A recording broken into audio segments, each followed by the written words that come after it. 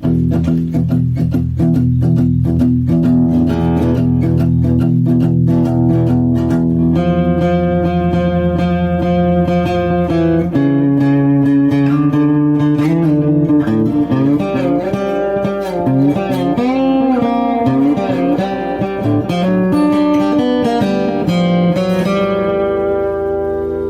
to the Serious TV Drama Podcast. I'm Scott, and joining me once again, the Ula Monk to my Mr. Monk, the wit far to my, so far, not so witty intro. It's Brian. Hey, Brian. Hey, Scott. We're here for the season finale. I'm excited to talk about this. Well, you know, we are here to discuss the season finale, the season 5 finale of Fargo, in fact. And likely, we'll probably touch on the whole season as a whole to boot. But before we do, I wanted to touch on some other TV matters. I know, folks out there, you downloaded, you clicked, you plugged in to hear about Fargo, not some other nonsense. Look, it'll just be another 10, 15 minutes. Yeah, well, we know what that usually means. 40 minutes. We'll see. I'm going to keep using the phrase touch on because I just like that phrase today because I'm more touchy-feely tonight. I wanted to touch on some recent awards that were handed out to a few select TV series. And I also wanted to, and I emphasize briefly, and I'm going to watch the clock and try to stick to that word for a change, briefly give a quick take on 3 different shows, 2 of which just kicked off this past Sunday and the other ended a few days beforehand. And to be clear, so y'all don't need to be skipping outside of just being purely impatient. I swear there will be no actual spoilers. At least nothing that's going to make you want to track me down and give me the old Will Smith, keep those spoilers out of your motherfudging mouth kind of treatment. Now, I know there may be a few jaded listeners out there who might think this is all just another excuse for me to use that really cool interstitial transitional music that I brought back for the 400th podcast. And to those snarky smartasses, I would say,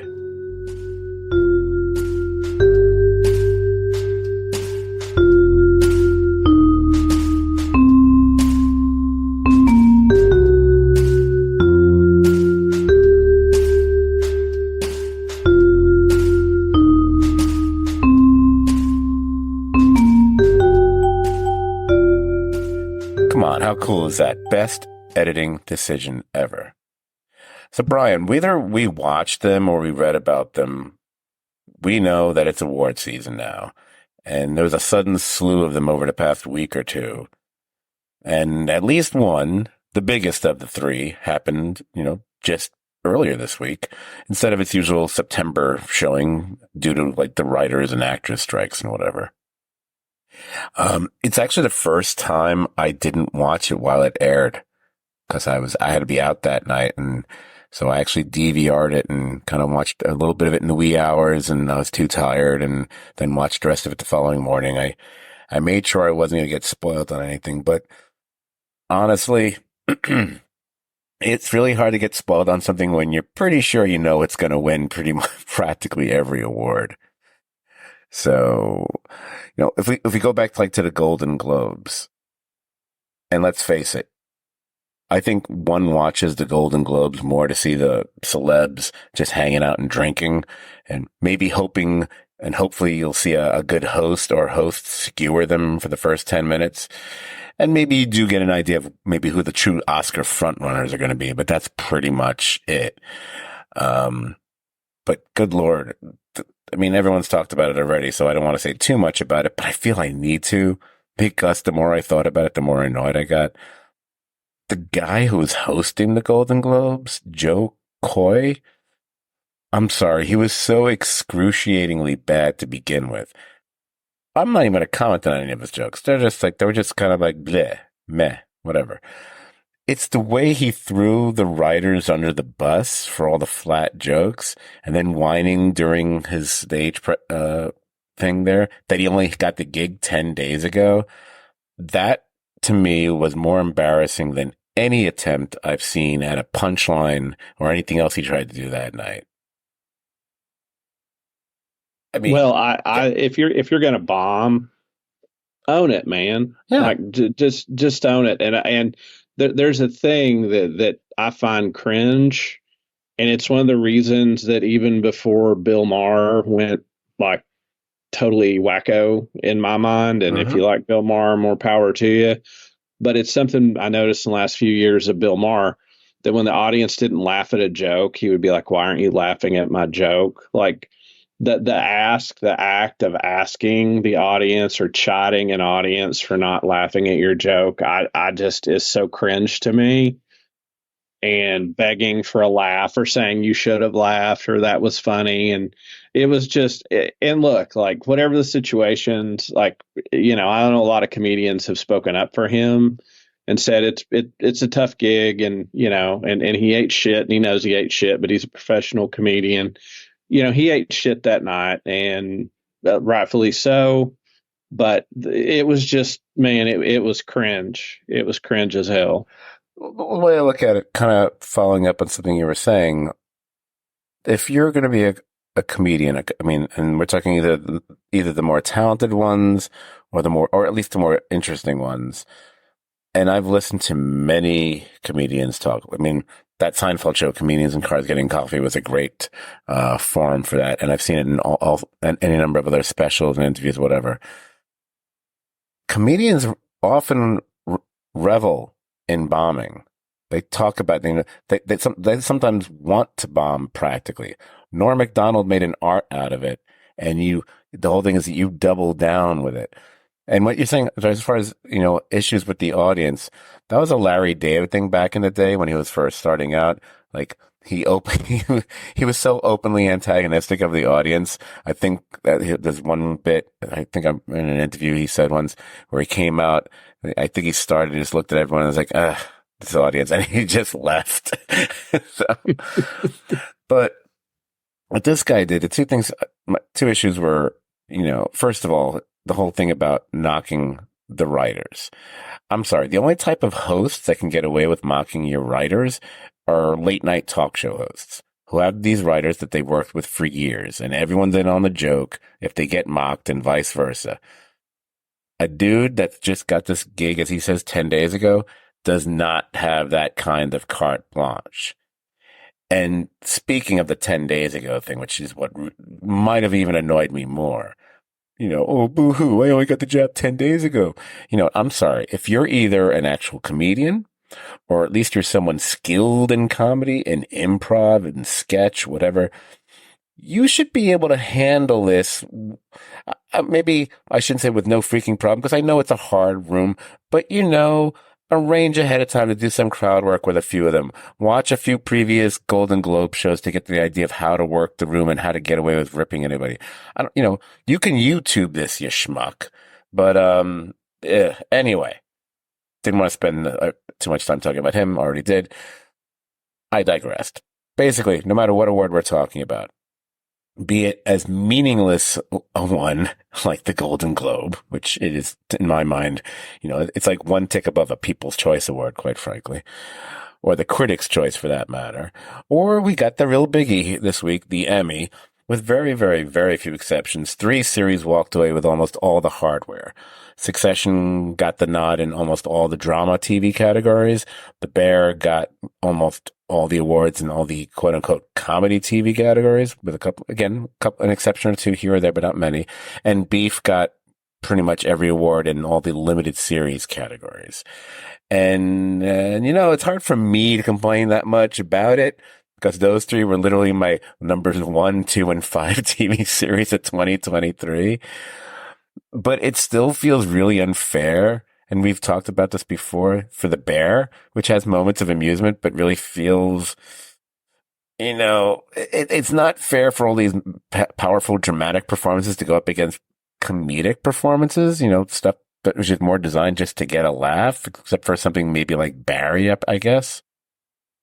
But I understand it. We've all learned to get past this. So it's hard to argue about any of the wins, especially the Succession wins. But, and there's a big but, even Sir Mix-a-Lot wouldn't like a butt this big. I got a bone to pick, and I'm gonna be more sure than anything I've been in this world that you will be in lockstep with me on this. After the Emmy night was over, we found out that Better Call Saul had broken a record. Better Call Saul became the most nominated show to never win an Emmy over the course of its entire history. 6 seasons, 63 episodes, 53 nominations, 0 wins. Seriously? I mean, after all this time, look, not even one win for writing or directing ever? I mean, look, I get it, especially, look, it was up against the final season of Succession. I get that. And it's going to be hard to win in a lot of those categories. But, Jesus, I mean, I don't think there's a show that we've shown more love for on this podcast than Better Call Saul because of how long we've covered it for. We were covering this from 2015 to, last year. But a killer cast. Odenkirk, Rhea Seehorn, Jonathan Banks, Giancarlo Esposito, Tony Dalton, Michael McKean. None of them ever won an Emmy. It's it's mind blowing, and you can chalk it off to bad timing or say it came along at the wrong time, but I think that this will be a badge of distinction where maybe years later, Better Call Saul will be like this generation's version of The Wire, Right. where people pick it up, 8-10 years from now and go, oh my God, this show was amazing. Why wasn't it more recognized when it came out? But, I mean, some criminally underrated work on that. And I think all of us, I mean, our Susan Lucci is Ray Seahorn. Like the fact that she never got the love she deserved for what she did for Kim Wexler is just a damn shame. And I know she went a lot against great actresses and great roles, but somebody somewhere, Peter Gould, somebody somewhere, I think should have gotten one piece of hardware, but hopefully that will be like almost like the cool kid selling point. Like, it'll be the indie band show that if you want to fall in love with, you can, because in many ways, Breaking Bad can't be seen in a vacuum without it. And the people that find Breaking Bad will inevitably gravitate towards it, and hopefully it'll have a second life. Oh, I mean, it already has. I mean, people watch or grabbing it on Netflix all the time, and there's actually a number of people have watched that and have never seen Breaking Bad, which I find strange. But going back to the actual awards and what happened, I mean, I was happy for Kieran Culkin, don't get me wrong, and it was his first win, so it's really awesome. But Jesus Christ, Odenkirk had a goddamn heart attack once on the set. He's got nothing. And I know what you were saying about Rhea Seehorn, because we love Rhea Seehorn, and I'm going to get to her in a second. But she only just started to finally get nominations.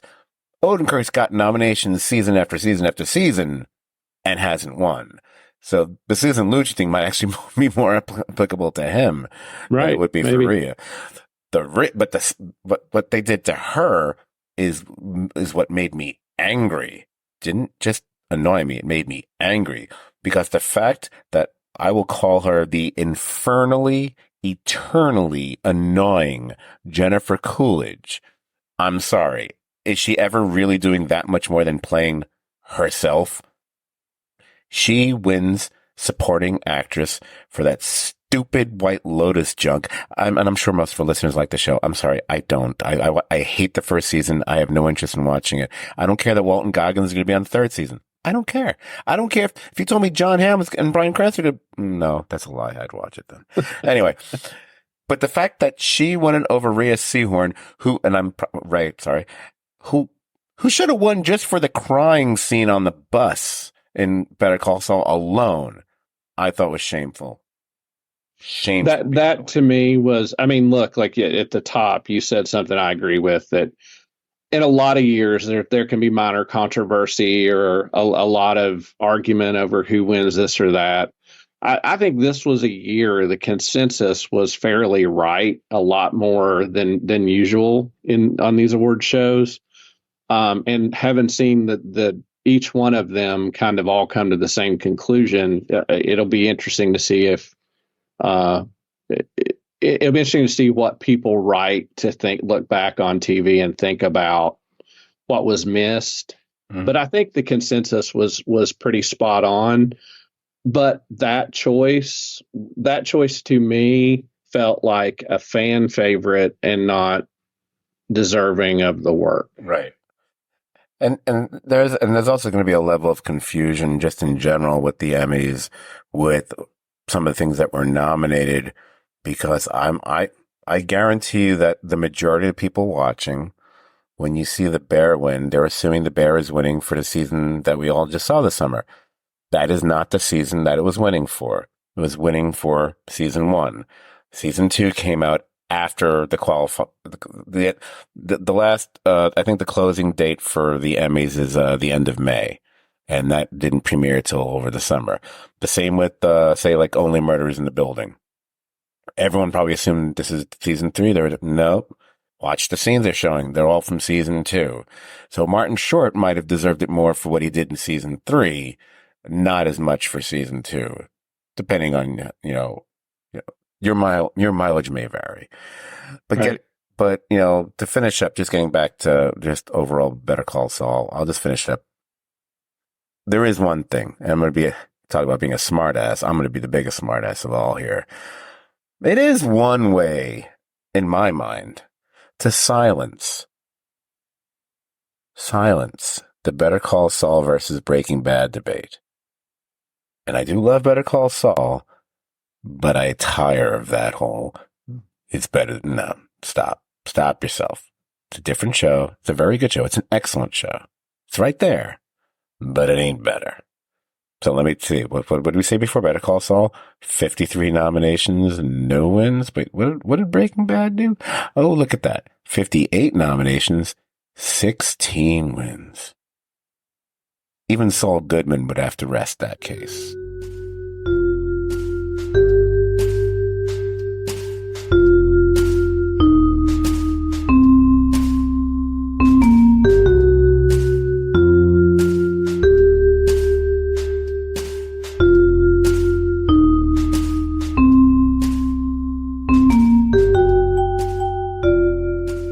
When we covered some of the TV we were looking forward to in 2024, 2 shows led off the list. With True Detective, Night Country, which, like most folks, we had all known about for, I don't know, over a year. And then there was Monsieur, Spade, which at least I personally had only known about for a couple days. Now, it turns out, beyond both being, well, clearly detective and thus mystery-based, they both, air at 9 p.m. Eastern Standard Time on Sunday nights. They're both 6-part series. I looked it up. They're not getting preempted for the Super Bowl or anything else, so they're both going to end on the same date on, I think it's February. I didn't write that down. I think it's February 18th, if I'm not mistaken. And so I did watch them both. And again, as I said earlier, nothing I plan to say here should in any way really constitute a spoiler. I'm not going to make any mention of how either episode ends, other than, like a mystery series should, they both have a whoa kind of horrible reveal, as one would expect. First, True Detective, Night Country.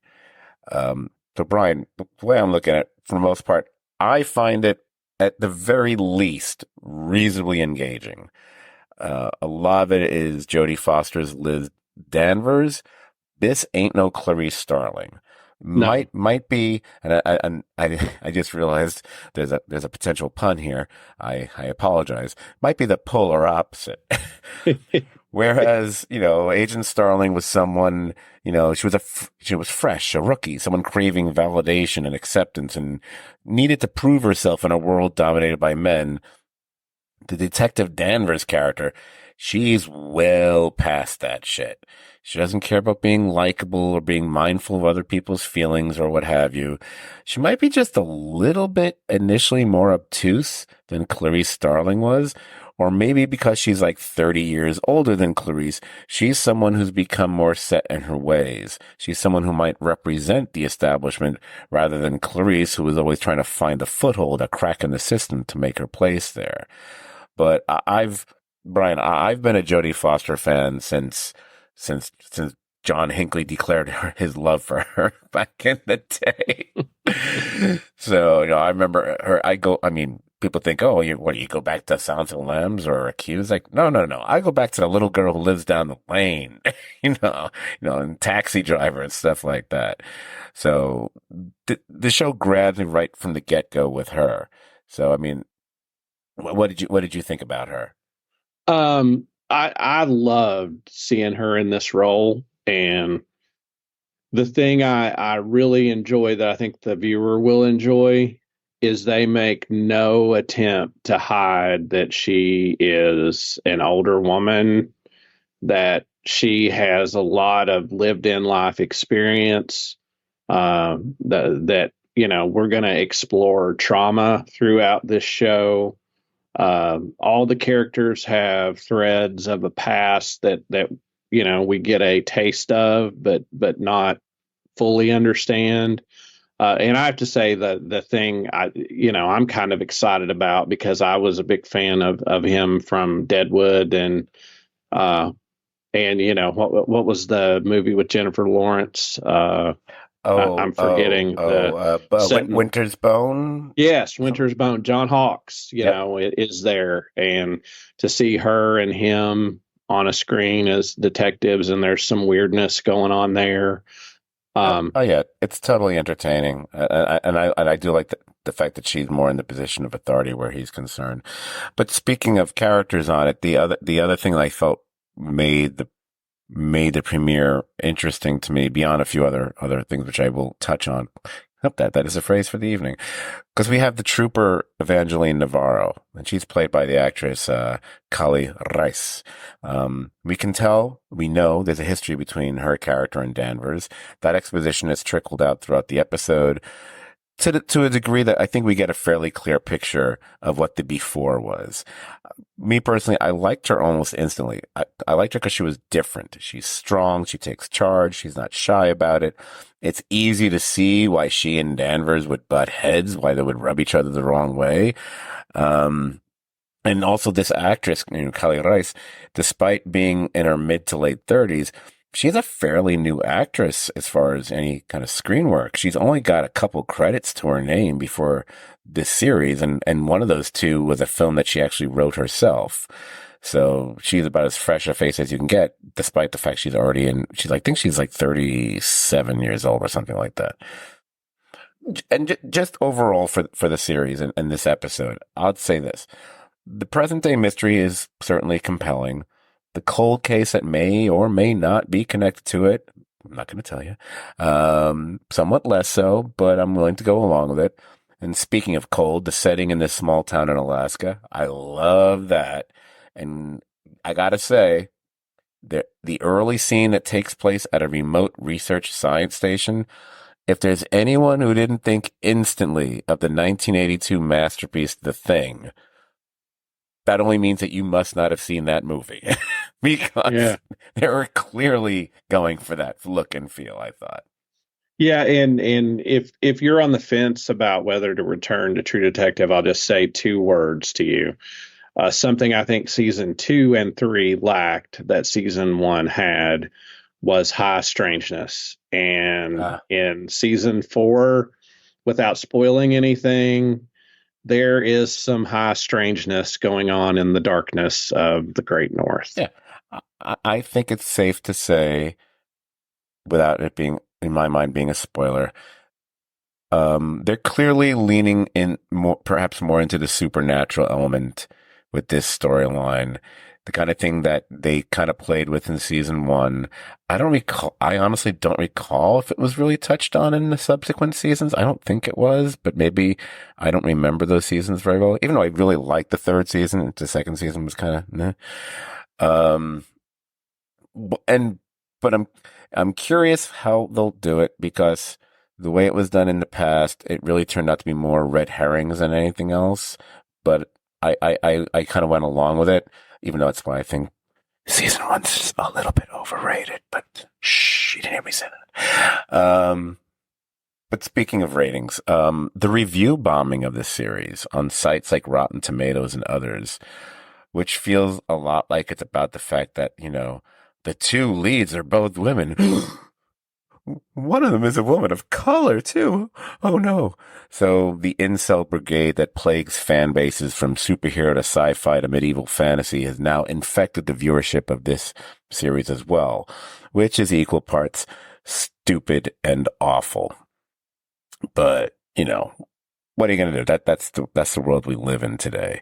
And speaking of critiques, one last thing, and then I'll move on. Unless you have anything else you wanted to add, just a little PS. And there are people, and this isn't something just idiots have said. I've actually seen some fairly decent-minded people, reputable people say this, and I don't care. I've already taken them to task on the X Twitter for it. The fact that anyone would be up in arms about the CGI that was used in the opening scene with the caribou, I find that to be such a lazy criticism, and I'll just leave it at that.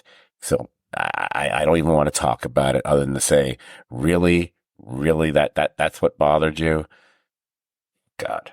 All right. Yeah, that silly, and but I think what you and I agree on before we get to the meat of our show is to say that if you're on the fence about whether to dive back in and check episode one out, I think we both recommend returning to True Detective and watching episode one, that it's off to an interesting start. Absolutely. So I know Brian didn't get a chance to watch it yet, so I'll try to be quicker on this one. I also watched Monsieur, Spade. I'll say it's a little slower than True Detective, but maybe it's got somewhat faster or sharper or certainly more stylized dialogue, mainly coming out of the mouth of the main character, who is only the most famous private investigator in the history of fiction. You can go from Philip Marlowe to Jim Rockford. Sam Spade is the biggest of them all. Clive Owen does well delivering the lines that one could imagine coming out of Humphrey Bogart's mouth 80 years earlier. And for those who recall and know the Maltese Falcon well, which is probably going to be like 2 listeners. And by the way, if much like The Thing, if you've not seen the Maltese Falcon, I don't care how old you are, you should see the Maltese Falcon. You will catch references both big and small to it if you're paying attention. But like I said, this one is taking its time. One might worry we spent a lot of time in the very first episode with very little major mystery until we get to the end. So it ends up feeling more like a true launching point for what the hell is going on here. So I'll just say I like it so far. There's a slight fish out of water aspect with Spade in France that does tend to go away pretty quickly.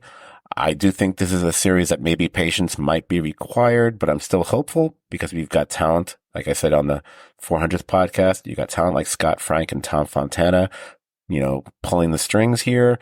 So I'm hoping this turns out to be more of a good time than a waste of time. Now, I don't mean to connect the phrase waste of time with the last show I wanted to mention here, because I'm not going to be that negative.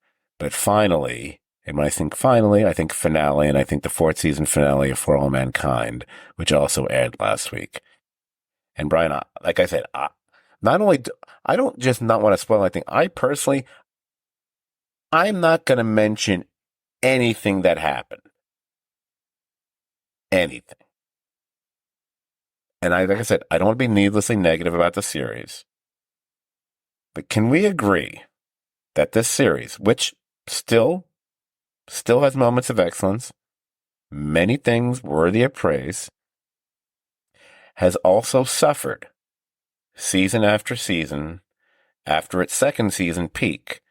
It suffered what I call its diminishing returns.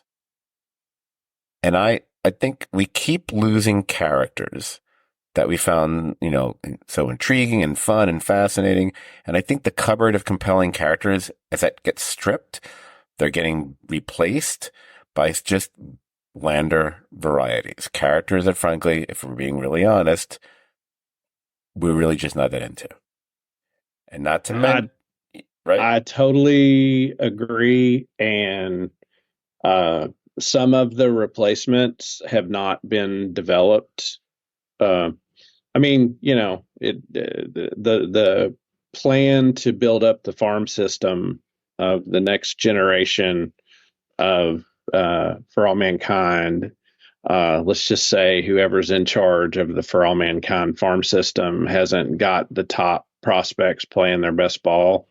And going, I'm sorry, I didn't mean to talk. No, I was going to say, and some of the focus remaining on the characters that we've been with has taken them in directions that, quite frankly, are rehashes of the past and not that compelling.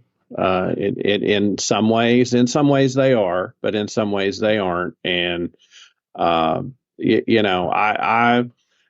would not give this season a thumbs down, but before it finished, I was curious, if I compared it against my list, would it have made my list? I don't know if this season makes my top 20 list now in its total. Using your farm system analogy, I enjoyed the sports aspect of it. A couple of listeners might not, who cares? So you've got that happening.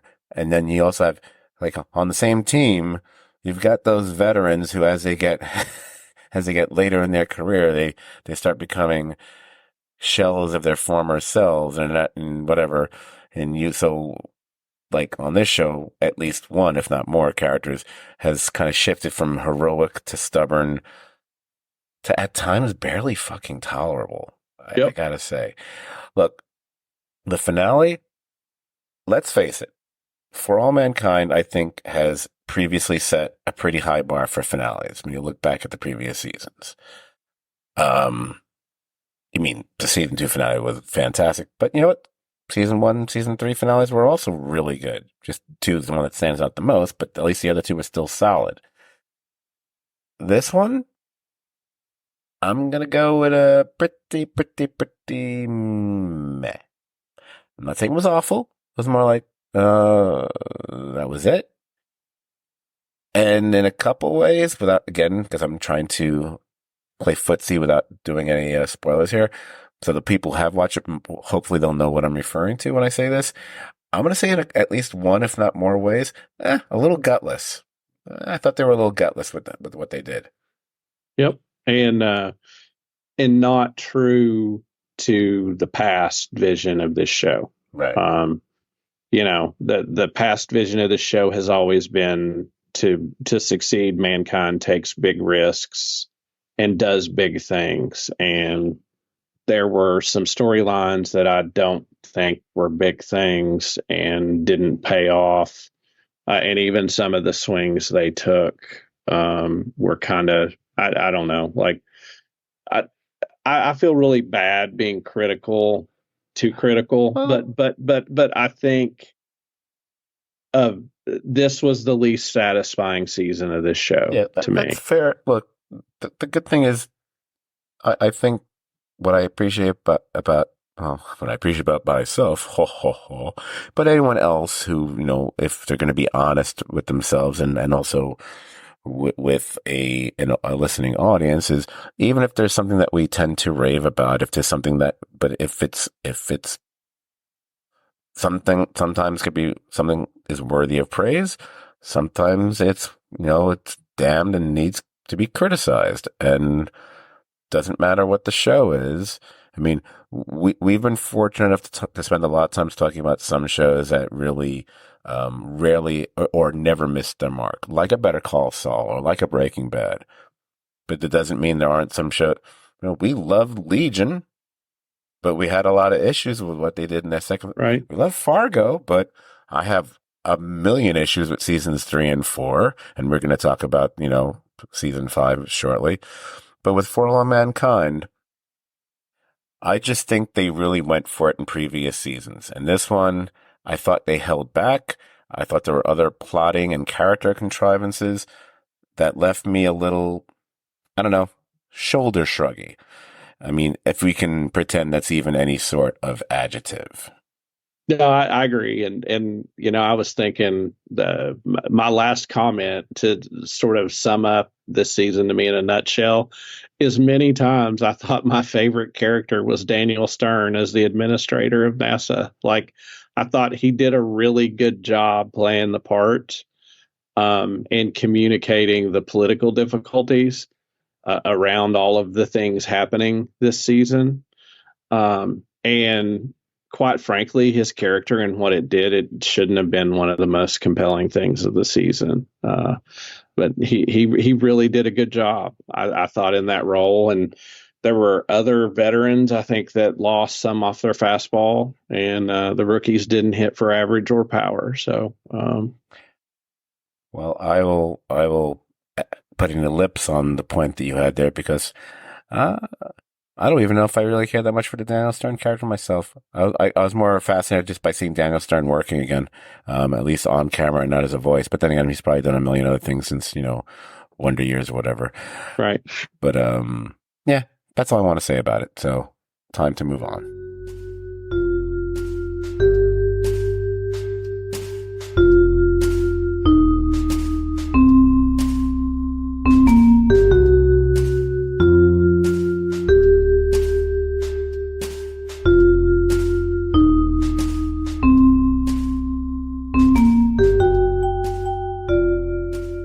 As Rocket J Squirrel used to sort of say, and now for something you'll really like. It's the real reason you're all listening to us at all. So we're going to dive into the season 5 finale of Fargo, titled Bisquik. Like the previous episode, it was directed by Thomas Bazooka and written by the man himself, Noah Hawley. And I love that when we open the episode, we are still in the land of fog and mystery. And other than the fact we're watching poor Gator stumble around, you know what kind of struck me? And obviously it's a pure art direction choice beyond the fog itself. That tree. Because all we see, other than, sad Gator, for at least for a little bit there, is the fog and this tree. And I kept thinking, it's weird that there would be a tree that looks like that on this property. Do you know what I'm saying? Because Yeah. there's something it was almost a Tim Burton-esque tree, which, as I say that, and I just thought of that, I realized, oh, this is the season where they kept going to Nightmare Before Christmas. Of course there should be a Tim Burton-ish kind of tree there. Yeah. Yeah. Very, very much an out of place, kind of scary looking tree. So, that's, it's an interesting little opening there, but we'll get past Gator and how sad it is. And it's like troops are mobilizing. The standoff is happening. We're cross-cutting between multiple things here, but the person that we're really paying attention to and watching here is Roy. When Roy rides off and then he goes to see his father-in-law, to me, from this point on in the episode, or at least this chunk of the episode, for lack of a more articulate way to put it, and forgive me for not being like, the better spoken critiques out there, whatever. I just wrote, holy shit. And the thing that throughout this final episode, there was something that I've said a few times during the course of the season, and I think you've said it as well, but I know I said it. But the thing that we can always appreciate about someone like Noah Hawley and his writing is even when we think we're sure or we have a good idea where something's going to go, doesn't mean that's where it's going to go. And he can suddenly veer this direction or that direction. Again, one go no further than the spaceship in season 2. Right. But this episode, and we've been talking about John Hamm's Roy Tillman and almost the the ex- the progression of evil, and how the more we get to know him and have seen him, both his past and present, the more we realize, okay, this has become one of the most formidable villains that we've seen, not just in the Fargo universe, just television in general, at least at this stage. I didn't have he suddenly slashes his father-in-law's throat on my Fargo bingo card, you know? So that kind of, and then when Karen shows up and you know what he's looking to do, and I was like, oh my, and just the way this all plays out was, I mean, I was kind of sitting on the edge of the couch there. I was not taking a note at that point. I was just locked in going, oh my gosh, this is, if, if John Hamm doesn't win an Emmy, then I realize, oh, wait a minute. Yeah, he probably won't. But, Right. although beef is out of the way now. So he should be fine. He is he makes his full ascension to a horror movie villain in this, even to the point he can't be killed. And there's an interesting parallel between him and Mook in that, there's a brief scene of him in the church, and then he spits, like, forsaking God. And we know he's committed a whole lot of sin. We know things he's done and things he's willing to do. And there's almost a physical invulnerability to him, which we later learn, has afflicted another character, which, answers a question we've had in this show. And he's Jason, he's Freddy, he's shot with a hunting rifle and he doesn't die. He continues to kill, he continues to escape, and he gets away, and he gets inside a prison and sets things up the way he wants it. He is, a horror movie villain by the end of this. I mean, dispatching people with a knife at close range. And so I thought the choices made in this were true to the arc of the story. And it was surprising in the way it played out, but not surprising in what he became and the path he took. Well, they make a very interesting artistic decision, and it happens shortly after Dot has shot him in the gut, as you said. Because it's from that point on, because that's when I believe Wit and the tactical force team also arrive, and she has to scream that, I'm the hostage. And we keep getting these little snatches of imagery, and they keep fading to not even fading, but just cutting to black, cutting to black, cutting to black.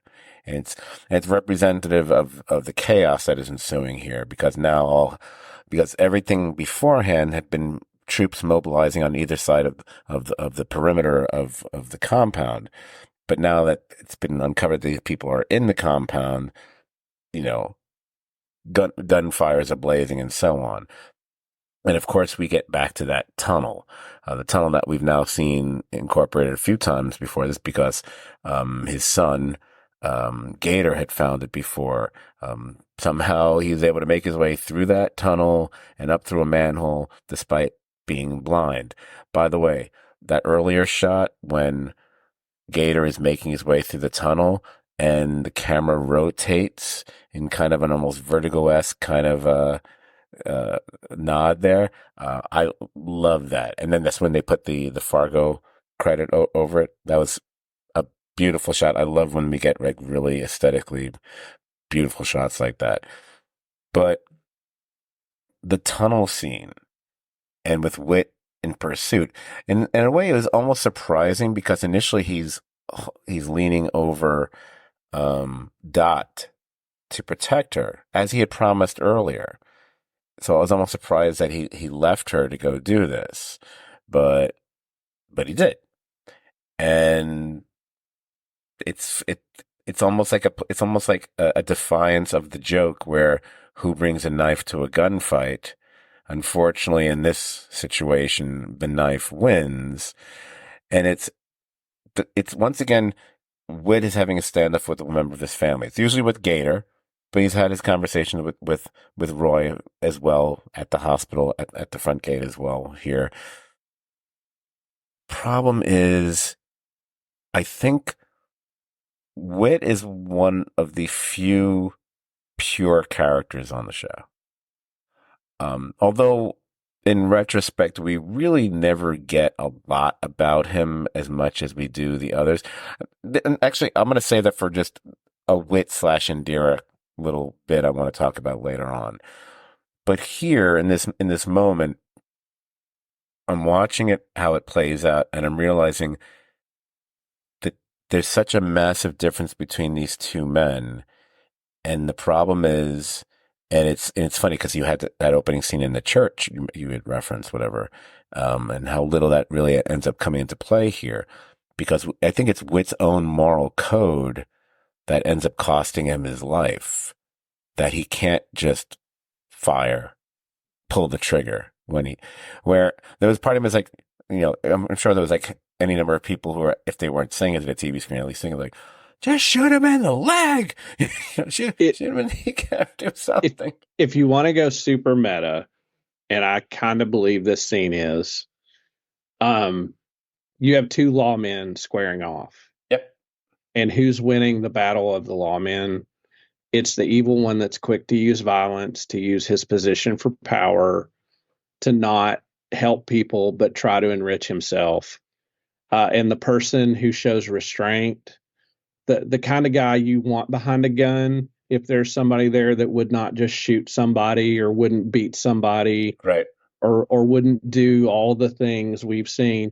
And add to that layer, he's a black man, and he's killed by Roy. I think it's a super meta commentary on the state of policing and where that war currently stands. I would essentially agree with that. I'll go along with that. That thought had occurred to me, to a certain degree as well. So from that point on, obviously, Roy looks like he's going to escape, and then he doesn't. I love the fact that it turns out it was his own son that kind of told him about that little escape hatch when they came across him. So Gator did right in the end. I will admit, I was kind of moved by he has that moment with Dot after where he's just sorry, and he brings up his mom. And I love the acknowledgement by Dot that it was, she hadn't seen her. It was a dream. It was basically a dream, so to speak. But the moment between them, the mention of the cookies, whatever, which, if Dot's involved, everything does come back to some form of cooking or baking or whatever.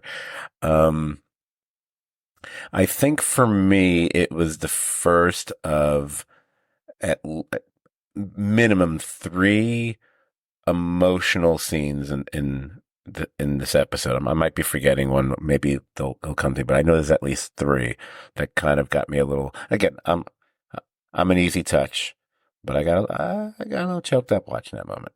I did too, and I think the moment is where she sort of enfolds him in her arms, and it's reminiscent of the marionette scene where she comforted him when his dad. Exactly. I thought I was supposed to echo that, and not that I'm not meaning to move away from the moment, but I should say this scene and the sadness is compounded seconds later when Dot is talking to the Fed, and it's when Dot says she asks about my trooper, Whit Farr, and she doesn't ask about the fact she said my trooper, not Trooper Whit Farr.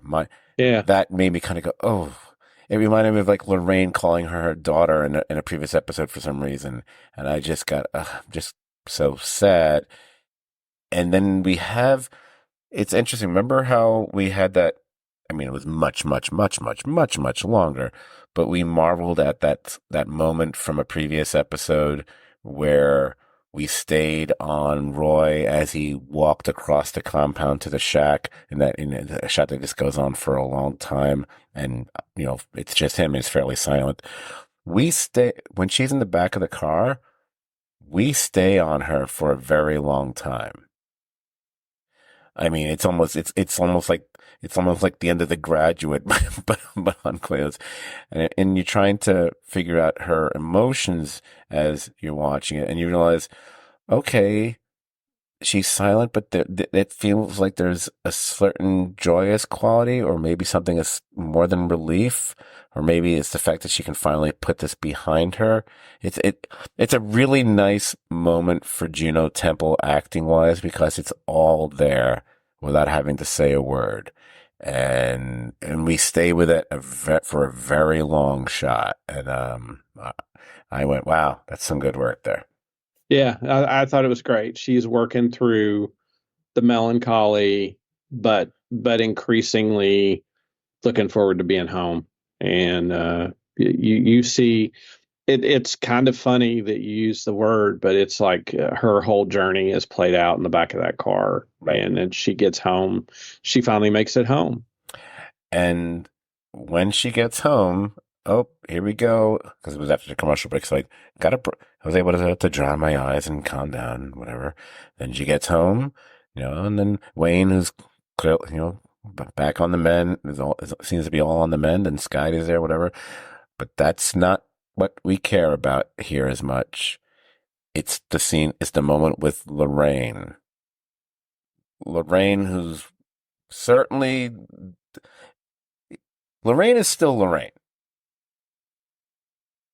It's Lorraine's feelings towards her and what she's done as a result is what's changed.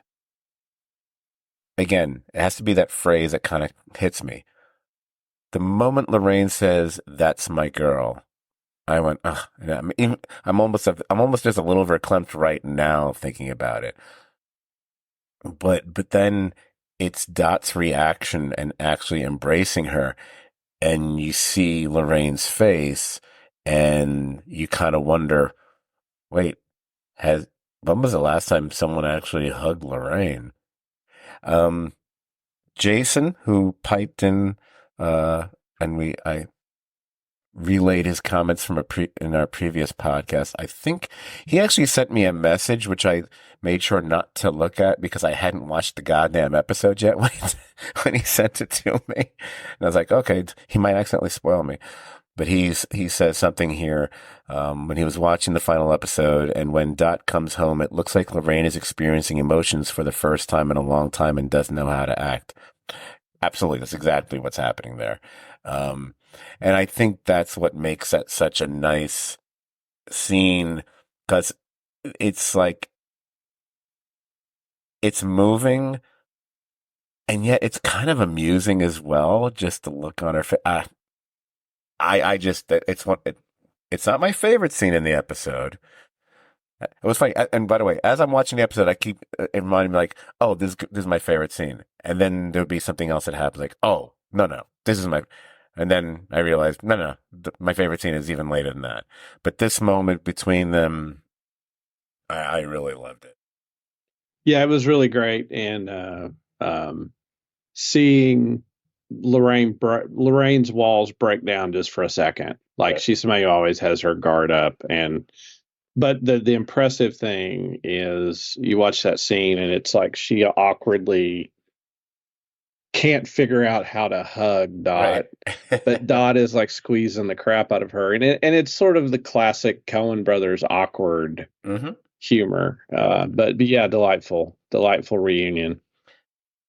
Now, I will say, I will gladly declare that as I'm watching the first part of this episode. And by the way, if you think about a lot of the final episodes of different Fargo seasons, they often feel a little top heavy initially. Like a lot of the major action happens in the early part of the episode, to the degree where like, oh, wait, what else is there left to cover? And it's always like, oh yeah, we still got to deal with this, or we still haven't caught this person or whatever. So I will The only thing I will pat myself on the back about for this entire episode, because I keep thinking about all the things I was wrong about all season. It's like, Endura's going to get Lorraine back. No, she ended up working for her. Way to go, Scott. I knew there was going to be a time jump. I knew it. I knew it. I knew it. My only, if I had any issue with the time jump, because of when this was taking place, because where we were before, we were in late towards we were like past Christmas already, right? Because we already passed Halloween. Wait, had we gotten to Christmas? Or was it Halloween? No, it started at Halloween. Mm-hmm. And how much time passed between then and where we are now? Has it been weeks? It's hard to say, but a year from then was probably election time or just after election time, and Okay, all right, then it's acceptable, I guess, because I kept thinking a year later, then we're right in the midst of all the COVID stuff, and I didn't see any indications or anything about that here. I don't care. I don't really need to be reminded about it anyway. So getting back, let me get back on track and back to the episode. And I love them going to the grave because, again, it almost shows one of the issues maybe is that we didn't. I feel like we found out more about Whit's character here than we did during the course of the show. I love the line when they realized that he had 6 sisters, and they say, "No wonder he was so nice." yeah, yeah, and a cat. And a cat named Lucky. Mm-hmm. I got to keep that one in mind. Jinx, Lucky. Anyway, um, but we get to find out little things that now Dot is actually partnering with Wayne in the business, and it all sounds great. It's very nice. And Dara is apparently kind of just still working with Lorraine, and she's has to go do something with her, which we're gonna talk about in a minute. But I'm gonna put the episode on pause and maybe okay, it's not, let me rephrase, it's not going to be a critique. It's actually going to be no, it's not going to be a critique at all. It's a realization that I didn't have early on. I think we talked about it a little bit. And now that we're getting near the close of the season, it's so distinctly different than what we had seen in the season, definitely 1 and 2, and maybe to a lesser extent 3, where the main thrust of the show, a lot of it is following the cops. And they're our heroes. They're the ones trying to solve the crime, catch the killer, etc. Either it be, Miss Solverson or Mr. Solverson or whoever they happen to be partnered up with, or even Carrie Coon's character. What was her name? I just saw it the other. It doesn't matter. There's a realization we have early on in the season. It's like, yeah, and Dira and Whit much more so, in the grand scheme of it all, are fairly minor characters. That the thrust of the show always remained squarely on Dot versus Roy and that situation. And while they played a part, they didn't play I don't feel they played a major part. You know what I'm saying? Yeah, I think the law, and I may have said this earlier. I think the focus on this season was on a lawman who was a bad guy. Right. The lawman who's the center of this season was the antagonist, not the protagonist. Yeah, you're right. I should have brought that up and given you your flowers, but I'll do it now. Just did. But we go to the federal pen in Thompson, Illinois, and now at this point in the episode, this was my favorite scene. Can we talk about how much the moments between Lorraine and Roy just kicked ass like no other scenes did this season? Look, we can go on about, Juno Temple was excellent, and we're going to talk a lot about is it Stu Spruill? Is that his name? We're going to be certainly be talking about him momentarily, whatever. But I'm sorry, at the end of the day, I have to get in there somewhere. It's the Lorraine versus Roy face-offs were for me the highlight of the fun highlights of the season.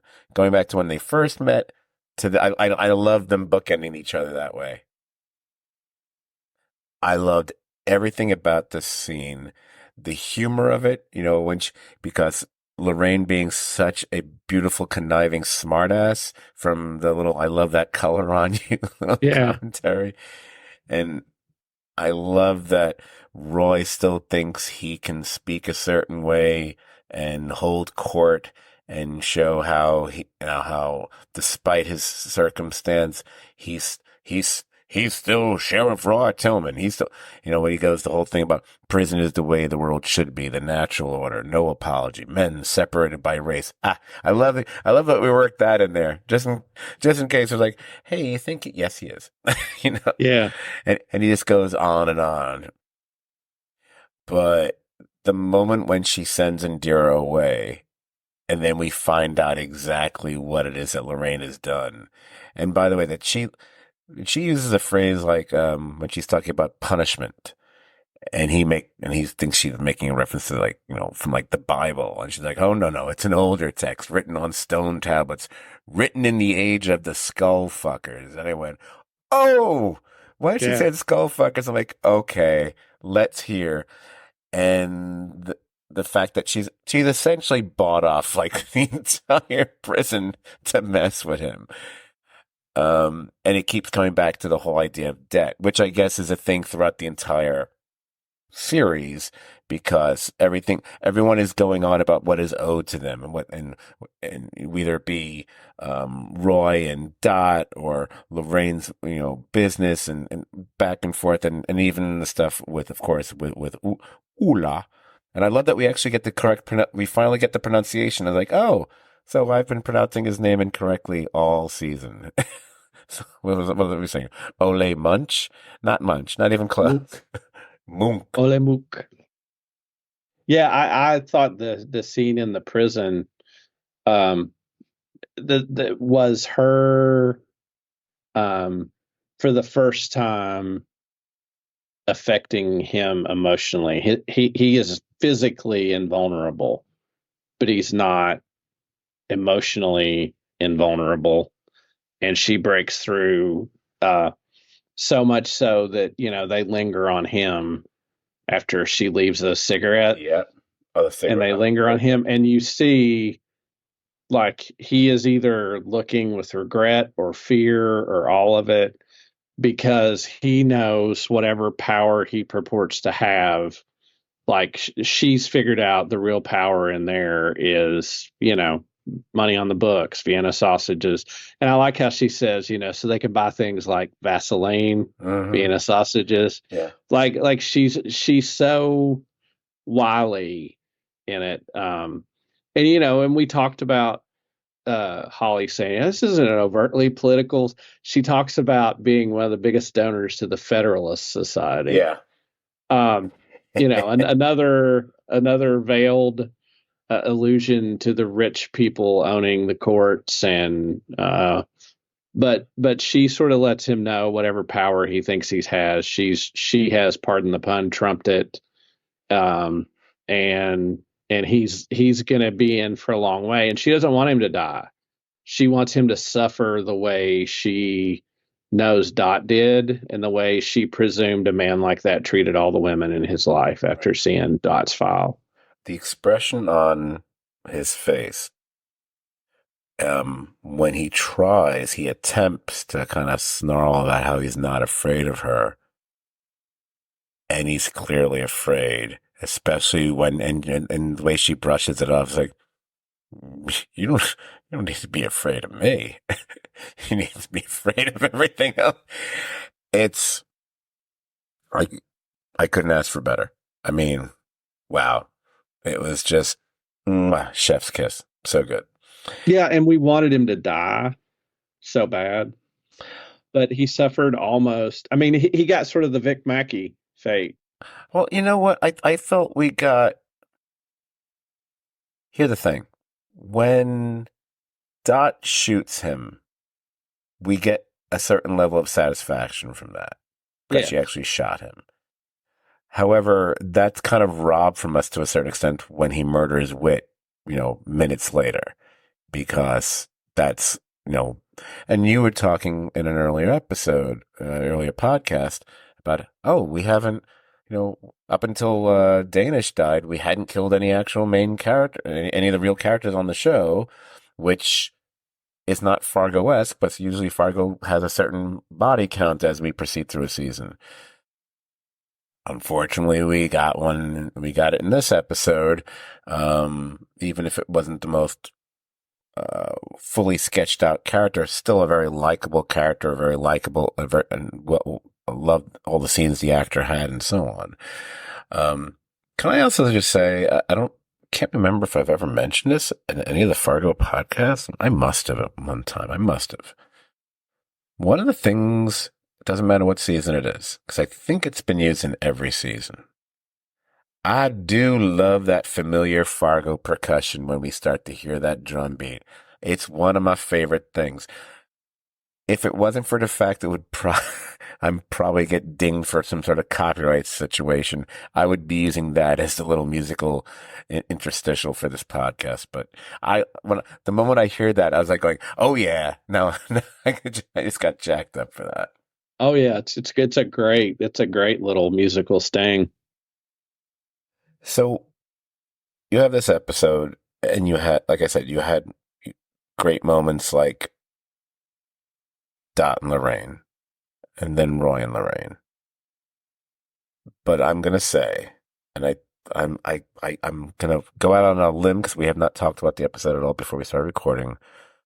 I'm gonna assume that we're on the same page on this one, and if we're not, that'd be kind of cool. But I don't think we're gonna be. I know you well enough to know you. Like, it's the entire last scene or sequence of scenes at the home, the Lion home. It took me a second to remember what the hell their last name was. I will say I knew he was going to be there because he hadn't been in the episode yet. And I saw a picture of him that indicated he was supposed to be in the episode. So they're going, oh, okay. I wonder what this is going to be about. And that's where we find out, number one, well, we've been mispronouncing his name. But it's such a great final several minutes of an episode.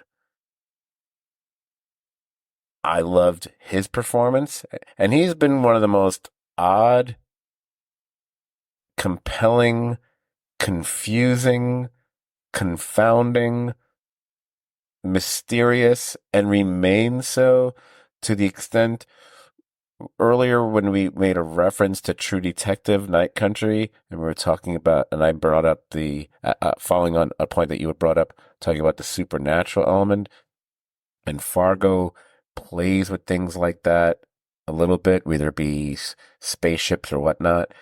And as we watch all this play out, we've been wondering about this man's actual origins and situations, especially when they gave us that weird 600 years ago flashback. I gotta tell you right now, I think that was him. It is him. That is him. Yeah, he talks about being from across the ocean, and it's him and his journey coming across the sea on rowboats. Mm-hmm. Like, it's him, and we got a couple of answers in this episode. Like, we got the answer that for sure Dot realizes now everything that happened in Camp Utopia was a dream, and she acknowledges that she's reckoned with it. Right. And we find out Mook really was a supernatural force, right, to the point he even says, like, a man can't die, a man. Right, because he does say that.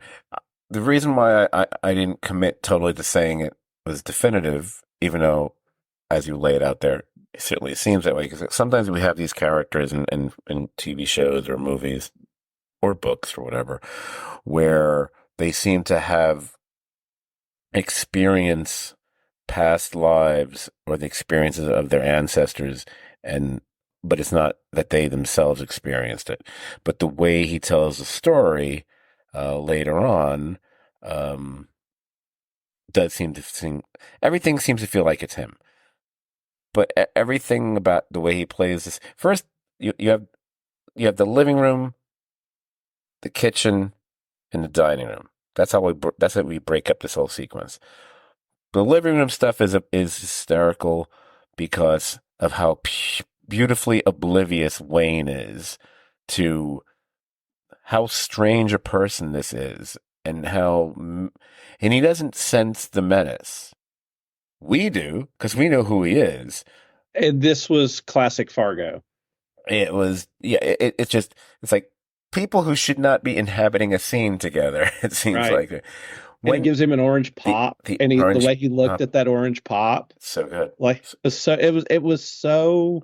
it was the perfect balance of menace and quirk. Yeah. It was almost this could have been done where it was completely whimsical and silly, but it wasn't. Like it held together with just the right amounts.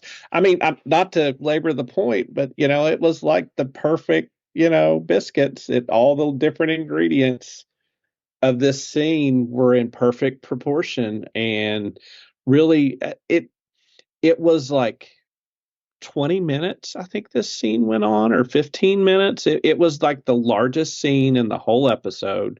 They really took their time with it. And you get menace, you get sadness. Like his story is a tragic story. It weaves into debt, it weaves into how we deal with guilt, with sin. Um, and probably the most surprising take on it was, and you pick up on it early on and think it's going that way, and it does, but it still is a little bit of a surprise, is we see a completely different Dot. Hmm. Like when you first see her walk in, the only sort of defensive action she does is she puts herself between Scotty and him, and she makes sure Scotty is behind her. But she doesn't tell Wayne to leave. She doesn't go for a weapon. Like there's something more grounded and centered about Dot now, that you really see her in her element as a mother. This is who she always could have been 100%, but for the fear hanging over her head, and probably who she was, you know, except in moments of extreme stress. But we see she's a mother in this scene, like she's a wife in this scene. Um, yeah, I guess. Yeah. I mean, when she's being held captive initially by Roy, when she first is trying to talk Roy down, that's how she tries to appeal to Roy, by the fact that she's a mother, and that, her daughter is wondering who's gonna prepare her meal, whatever it was. It was a whole bunch of things to what we talked about in the previous podcast. Um, and I remembered that when I was watching the scene, because in her mind, at least initially, she's talking to someone that she knows full well is capable of horrific violence. She knows this guy is. He already has. And she knows that's why he's here. He's not here just to say hi. And I thought, the way I looked at it is like, she takes a similar approach, but Roy rebuffs it instantly, and then it devolves into violence and harsher words and whatever. That's not what's happening here with him. He's resistant. He's not it takes the acceptance isn't until that bite at the end of the episode. But she's chipping, kind of like Lorraine's wall kind of falling. She's chipping away at his wall. This is She is, but it's not a gambit. Like it's who she's showing him who she really is. well, she's also showing him something that he doesn't have any kind of, at least recent, true experience of, is a family of Right. actual affection. He found a stranger and lived in her house and referred to her as mom, even though she wasn't, and she Right. just sat in the other room drinking beer and tolerated it. And He was like a lost boy. right, He was like a lost boy, and she talked to him. Her communication with him, and the way he dribbled out his story, the more she got to know him, right. was really really interesting. So when we go through it, it's more threatening in the living room. That's because it's when he lays out the fact he goes through the whole tiger scenario again with her. You know, what is he? A man freeze. I love how he always refers to himself in like the third person. Like, Yeah, a man frees a tiger so the tiger can finish her fight. This does not mean the man is finished with her. You know, and then when he says like we have to we must finish our engagement. It's interesting because he's talking, and then you realize because of it's basically about him losing the ear and the violence and they get into again we get into that conversation about debt because he feels that debt has to be paid, which was also his issue that he had with Roy and Gator before with a debt was owed to him. I love the way Lorraine approaches it because we've been hearing about all these characters we've talked about, whatever, and then we've certainly heard it out of Lorraine, throughout the whole season because that's the business they're in. She's the first one who talks about debt the other way you refer to it, as in a debt can also be forgiven. And she's trying to appeal or find the humanity in someone who up until this point has largely been regarded to as, if not a monster, just some sort of creature. And when she says the thing, and again, it's the little things. By the way, did anyone catch when Wayne goes to put out his hand for a handshake, he actually flinches? I mean, it's just an actor's choice, but part of me was going, he could have just not moved at all and just ignored it. But the fact he flinches, I thought was like, it shows that he's just not used to friendliness. He's not used to right, people. And I love that. And when she says, either you wash your hands and help, or we do this another time, because right. they're halfway to supper, and that shot of him washing his hands, and I mean, How look, dirty they were. I'm thinking I about, mean, I'm not sure that he doesn't think that he's not worthy to shake someone's hand, that he's too dirty. Because we see him wash his hands and they're filthy, like they are filthy. And this is where it starts to play with um the ridiculousness of it, and the over the topness of it is comedy, but it's also sort of sad to see that this guy has no emotional depth, but he's starting to feel something, right. and she's starting to get through to him. I think what they do here is, I think the living room stuff is initially menace, and then he doesn't expect the reaction and how she chooses to deal with it. Then we go to the kitchen segment, which is more it's almost of the three sections, if you want to look at it that way. That's the one that's maybe played more comedically because she's actually incorporating him into making the biscuits, Right, pouring the milk and everything and whatever. And and even when he still there's a couple times, at least once or twice, he tries to speak the way he normally does, to try to get back on track and why he's here. And it's the way it's kind of dismissed, and it goes back to what's the chaos of a family making dinner and they're just talking and ignoring him? just the adorableness of like Scotty talking about the chimpanzee learned how to Yeah, drive, which tracks back to her making a joke earlier about wanting to drive, whatever. yeah, it's wonderful. And I even thought there was a beautiful little touch that the secret ingredient to the biscuits was a little touch of honey, Right. and a Yeah. little touch of honey makes the medicine go down, right? Right. Right. Right. And that's her secret ingredient is honey, and I thought that was a nice touch. but the bemusement he has at looking at this whole scene, like he's not familiar with it. He probably never drank an orange pop, and it's just great Well, and leads to it's all alien to him. So yes, that's when completely. so when we get to the dinner table scene, segment or scene, whatever, and that's when we get the origin story where he relays all those things, and the people at that table, I mean, it's one of those, is this fellow just telling this strange story? Is it, some sort of, just some sort of ritual for him? I don't think they actually know or believe that he's actually truly talking about himself. We think and we know he is because we got clued in with that 600 years ago thing from way back earlier in the season. The fact that they keep cutting to Scotty's face, watching him, and again, because we're familiar with him, so we know we're familiar with the potential danger here.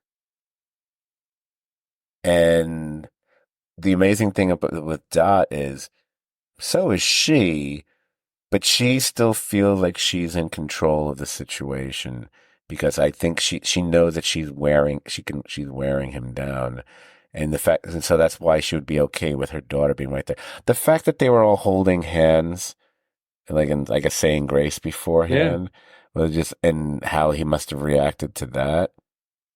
I mean, I think there's a degree to what you're saying, but I think that this is where it's most apparent to me that they're really leaning into, like, she's a good person and a mom. Like, if she wasn't sure, she's not gonna let him sit at the table.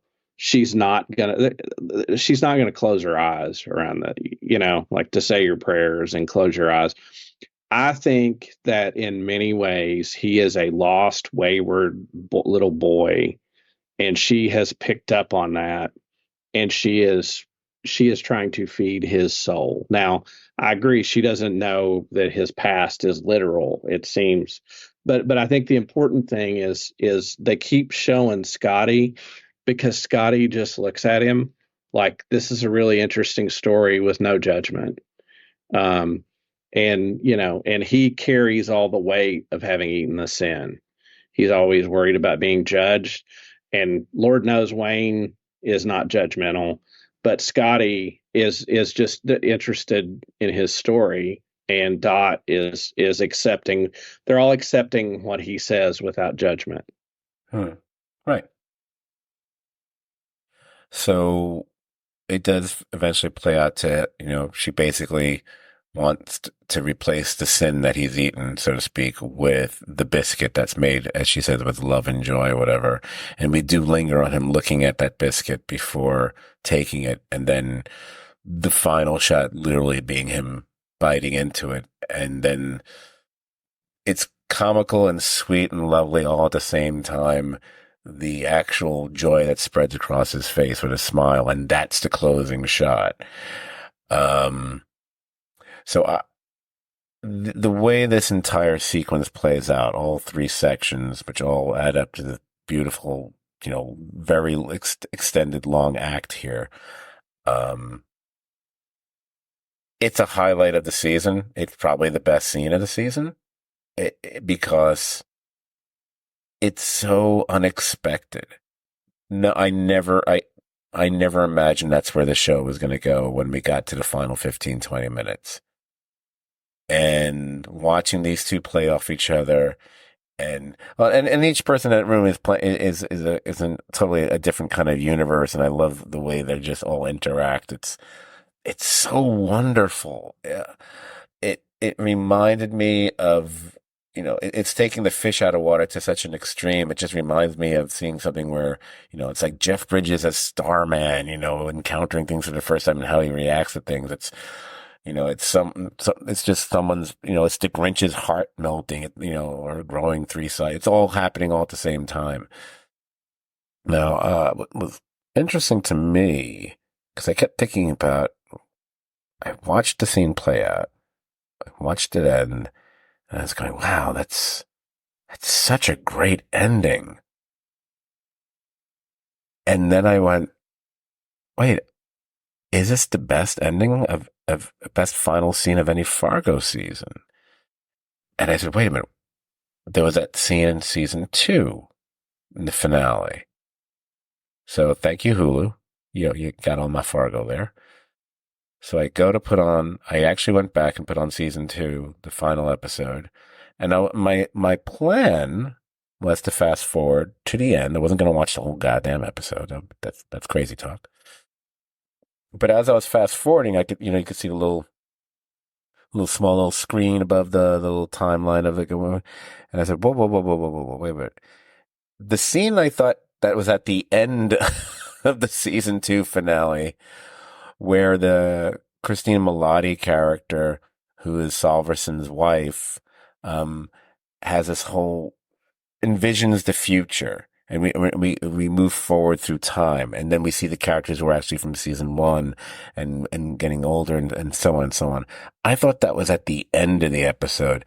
It's not. It's at the beginning of the episode. And I was like, oh, wait a minute. So how does this? So I fast forwarded to the end, and I watched the final, several minutes.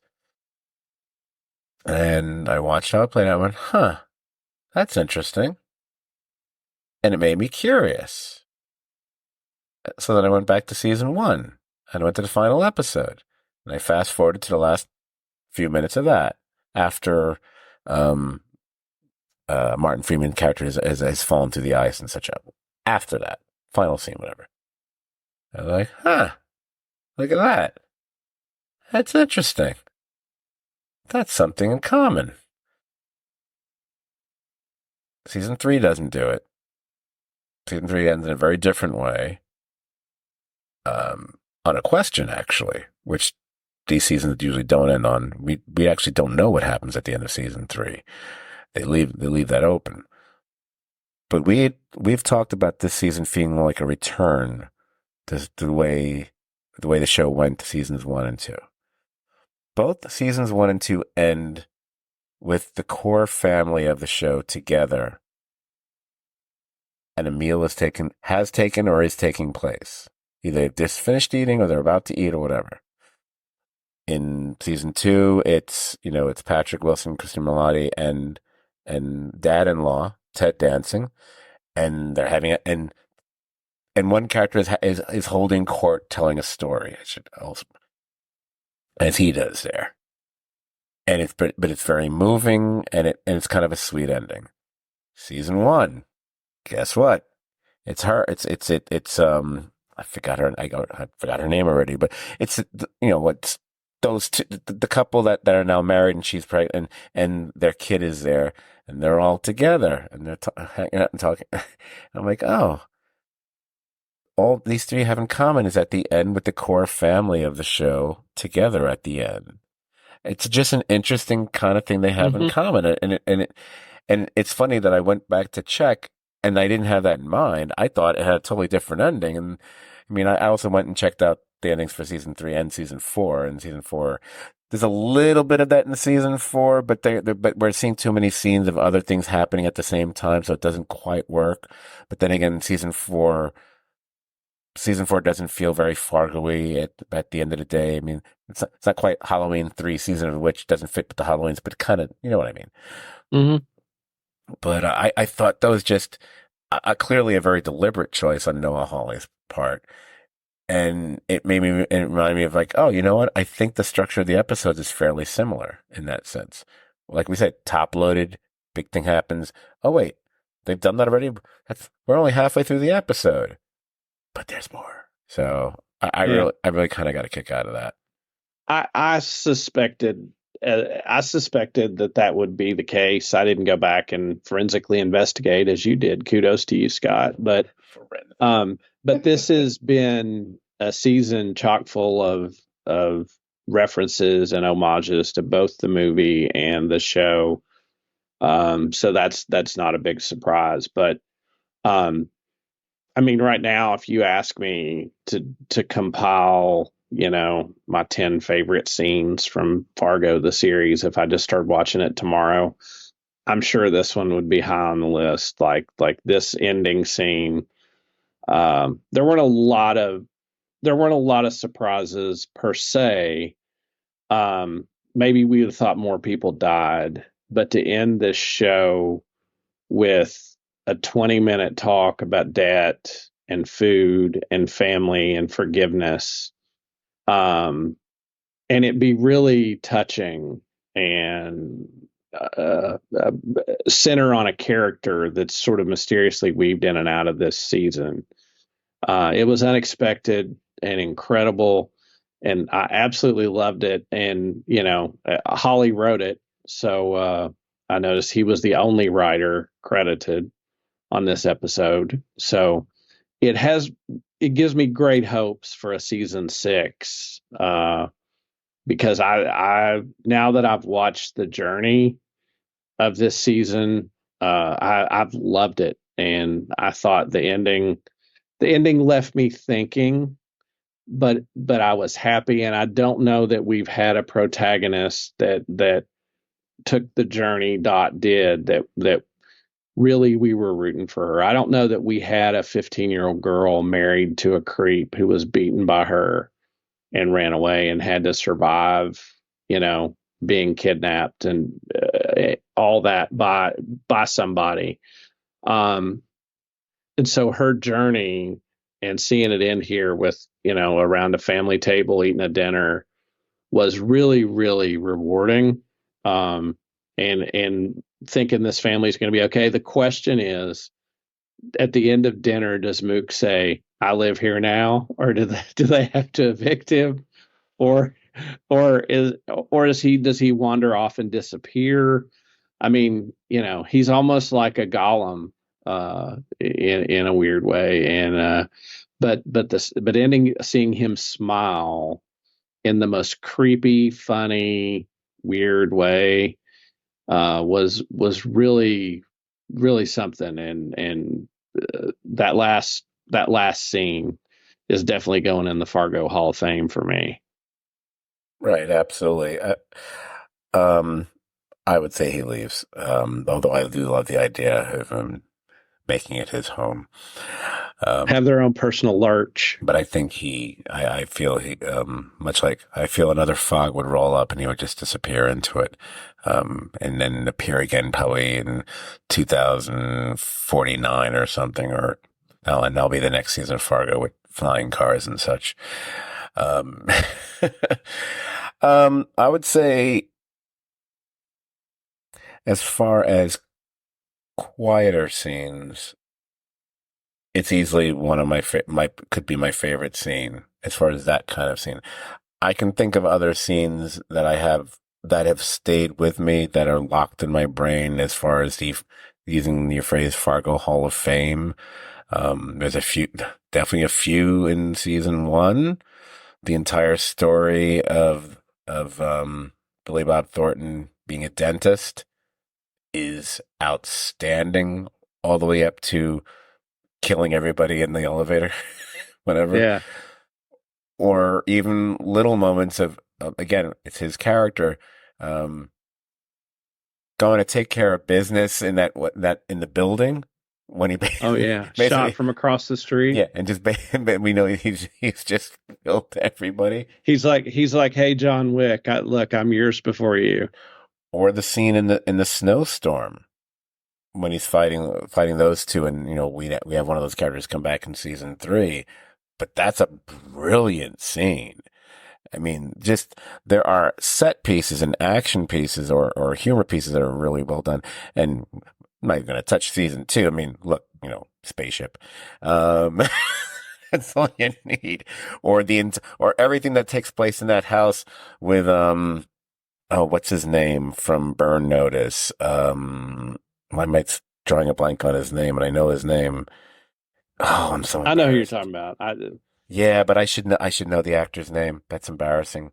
Anyway, when he's taken captive by Kirsten Dunst and Jesse Plemons, why am I drawing a blank on his name? I'm so embarrassed. He's even in a not so great Clint Eastwood movie. Anyway, that whole scene is fucking great. Um, but as far as quieter scenes, I thought it was a marvel. I thought I thought a season that was so predicated on different types of horror motifs and escalating tension, and when the subject matter, I mean, yes, you have the theme of debt that plays a part throughout the entire series and every kind of storyline, but thematically, we're talking about, you know, you know, empowerment or lack thereof with women and the violence against them and what they've had to struggle with and what this character specifically does. And for a season that's been kept one either on edge or moments where we're horrified by things either that happened in the past or that are happening right in front of us or happening via puppet show, to end this way was just as I'm going to say something that sounds like you would say. It felt like that was the honey in our biscuit, and it was like right there, and I was like, okay, beautifully done.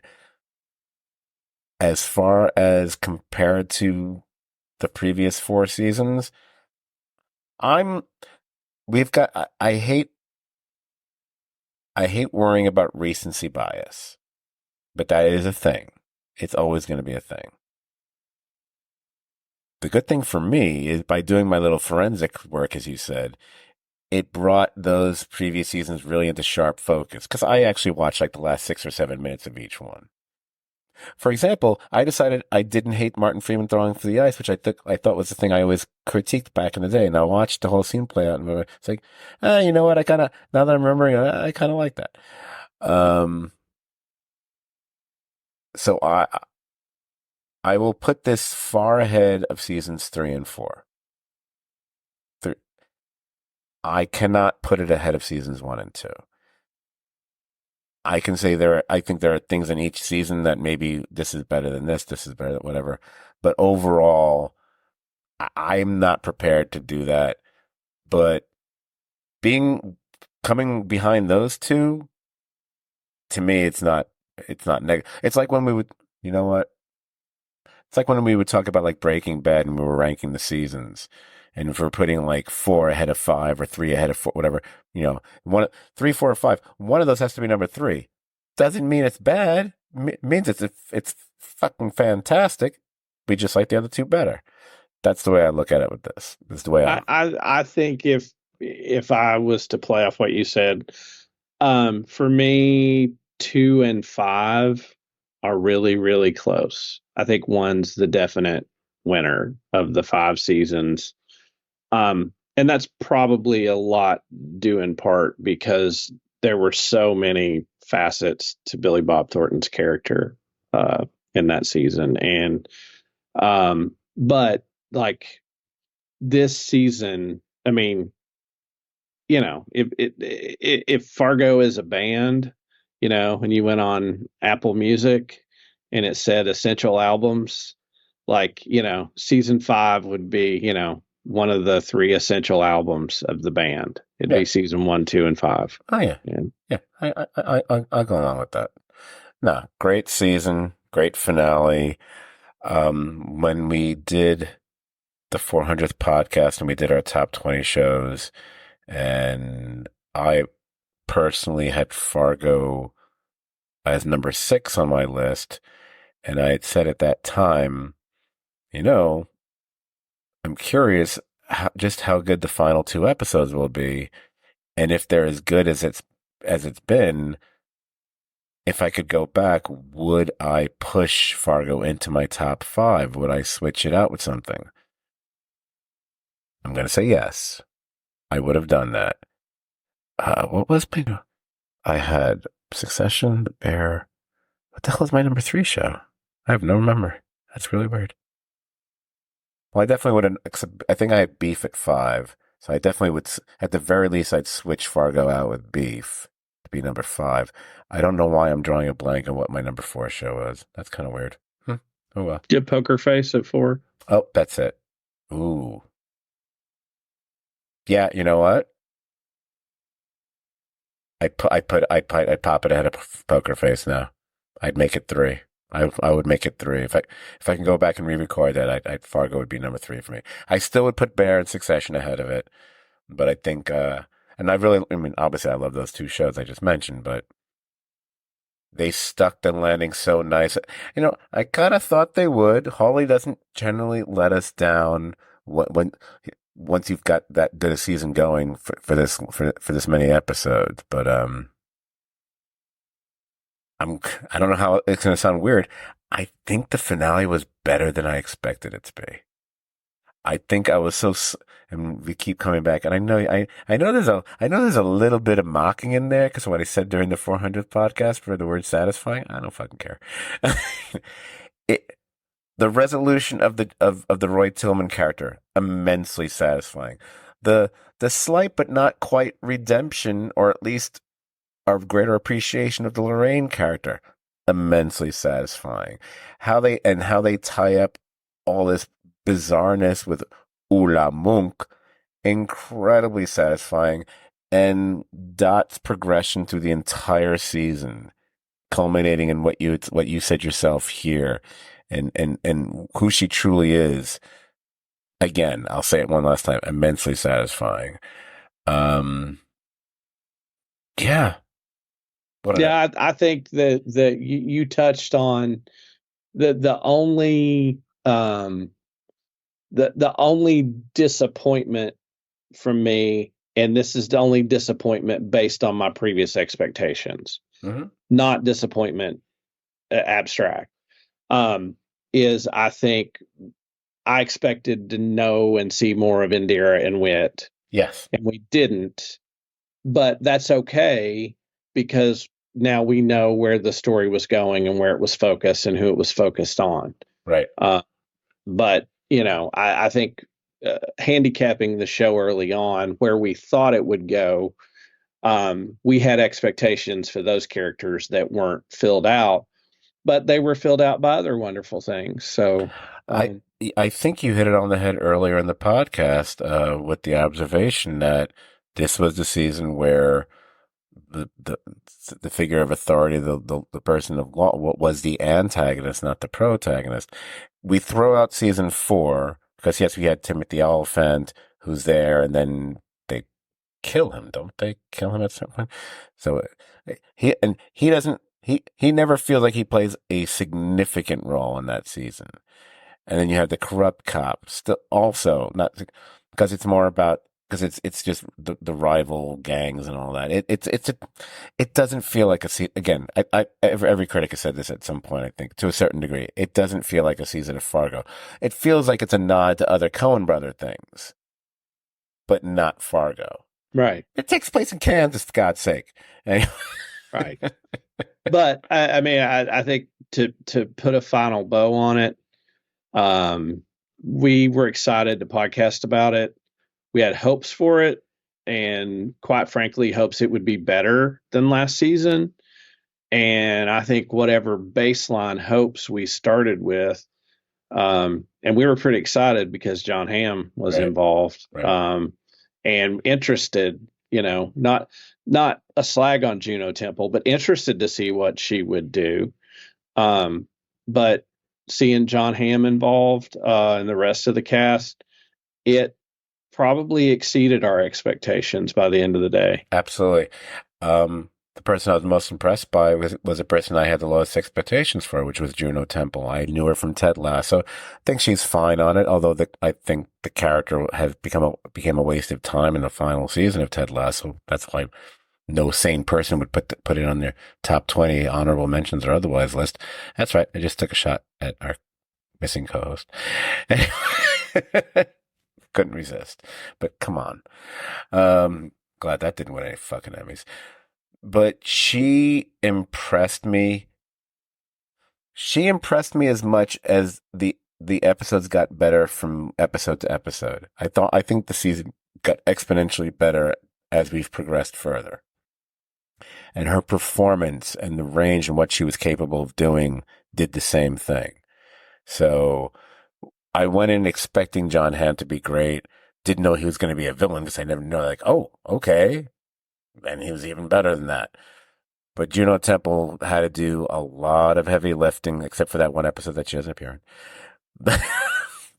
but otherwise, she's pretty much holding the weight of the whole show and does a damn good job of it. Really great season. And I think I should mention Joe Keery. Good job. Yes, you're right. As Gator. You're right. Absolutely. I mean, he really found a emotional vulnerability in that character that by the end of the season was compelling enough to make you emotionally feel sorry for him and have empathy for him because of the monster his father was and what happened to him because of it. Right. All righty then. I think it's that time. The time where I say, if you enjoy this podcast, you will also enjoy hanging out on our Facebook page. If you're still on Facebook, that is. Look us up. It's the Serious TV Drama Podcast page. Join the page, like the page, join the conversation about shows like Fargo, about anything you want to talk about there. We're easy.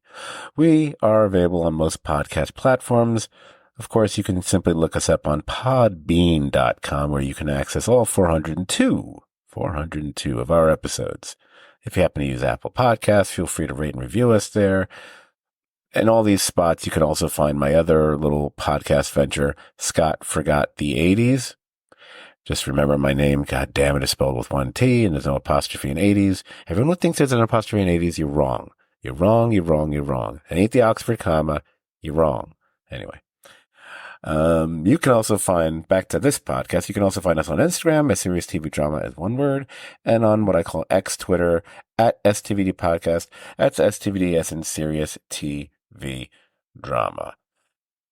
This would normally be the spot where I would say what the next podcast is going to be. I don't know what the next podcast is going to be. I haven't really made plans to specifically cover anything. It's conceivable maybe we could come back and do something towards the end or at the end of the seasons of True Detective and Monsieur Spade, perhaps. There are other things that are coming to TV that might interest us, but I can't really specifically say we're going to do this, or this for sure. There are a lot of interesting projects that are coming down the pike, many of which we mentioned on the 400th podcast. And for whatever we mentioned, I bet there's probably several others that we didn't. I don't think we're going to tip cover Masters of the Air. I think that'd be a bit much. But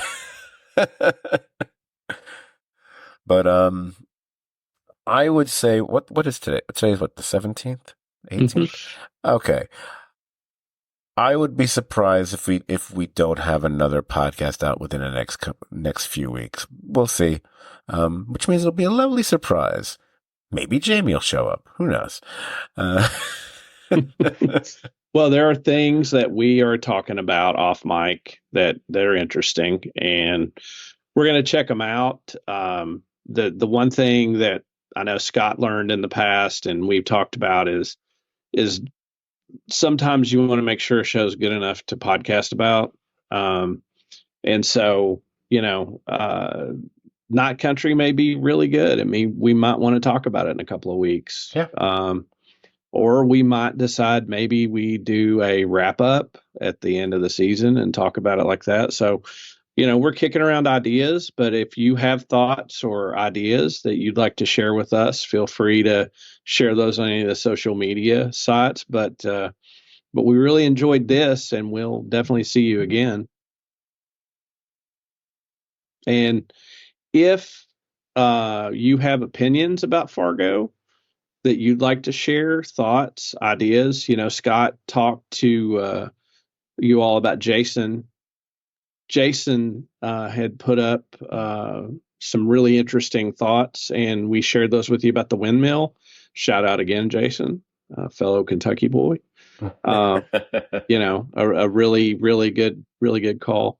Do that. And before we sign off, I think that Scott and I would like to, without divulging personal details, I know there's a friend and a listener who recently is going through something very, very difficult in his life.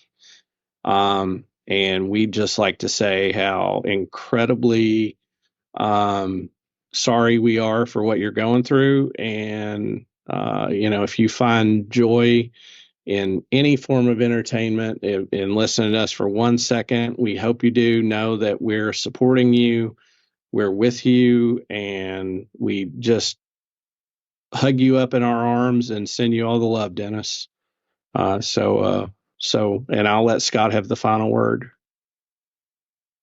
Well, I couldn't have been much more eloquent about it myself, so I'm glad I let you take the lead because, coming with the Southern drawl makes it sound even that much more comforting. But I also want to share my sentiments there. Awful news, and we're there for you, whatever you need, even if it's something as simple as just making sure we get this podcast out in time. So at least you're distracted it's one of our podcasts. So it'll probably be, I haven't looked, an hour and a half, 18 hours and a half. I don't know. But whatever we can do in any way, shape, or form, we are there for you. With that said, Brian, as always, I adore spending my podcast time and just time to actually chat with you and see you in the Skypey flesh over there. I'm glad we were able to get this Fargo season done. I'm glad it turned out to be a really good season. It didn't, because let's face it, the last couple at times felt like a chore. This never felt like a chore. Nope, and that was never. real. And it's nice when we can cover something and you have that feeling, unlike Barry. No, I'm just kidding. I'm kidding. I like Barry. I'm sounding way more negative about Barry than I meant to, but now I'm just making a joke of it. I'm more interested. Wait, he's with Ali Wong now? Really? Interesting. How long has that been going on for? Yeah. Well done, both of you guys. They're so funny. Anyway, Brian. I'll just say this: if you know anything about Bill Hader, a lot of beef in Ali Wong's past year. Oh my gosh. He's got his own Hamaconda, apparently. Yeah. I think I've heard that. Yep. All right, so we got to go because we got to toss around possible cat names. So there may be some podcasts in our future. It's looking weirdly good. I didn't know this was going to happen, but I might have broken down. We shall see. Once again, Brian, thanks for being here. Good night. Thank you guys for listening, and good night.